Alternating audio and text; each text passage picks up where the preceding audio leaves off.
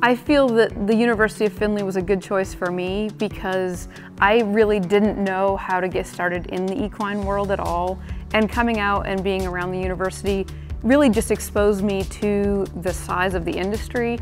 The instructors, Clark and Steve and all the different instructors were so helpful. You got to see the industry from a whole different side. So the university worked well for me to be able to do that.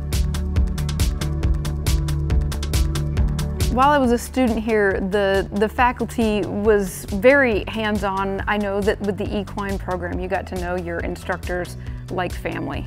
And I just remember particularly Steve Brown being like a father figure and giving me advice that I still appreciate to this day. Actually, I might appreciate it more now that I have children than I did when I was in college. My most memorable moment so far in my career ended up being maybe almost a year, and it was 2006. I ended up doing several major things, and so I was the first and only woman to win the Road to the Horse colt starting competition in the spring.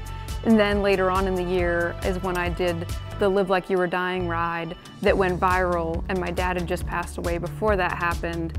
And then that ride ended up going viral and getting me I got a phone call in the same week, one from George Strait and one from Ellen DeGeneres, and ended up on the Ellen show. And so it was a whirlwind for a little while there, and so it's tough to pick just one moment, but to me they all tie together.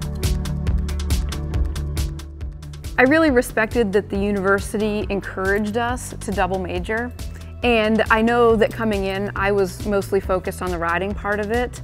And in hindsight, I really wish that I had spent a lot more time in maybe marketing or some of those other things that I can see myself now. I wish that when I was in college, when I was a freshman, that I had been a little less focused on, ooh, how much time can I spend in the barn, which was really great for me.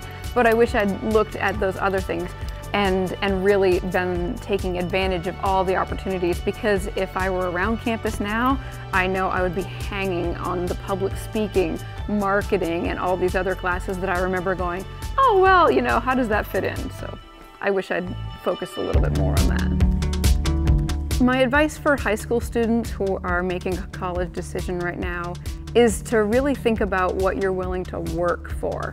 Because I think work ethic is the #1, determining factor. I mean, do you have what it takes to put in the hours?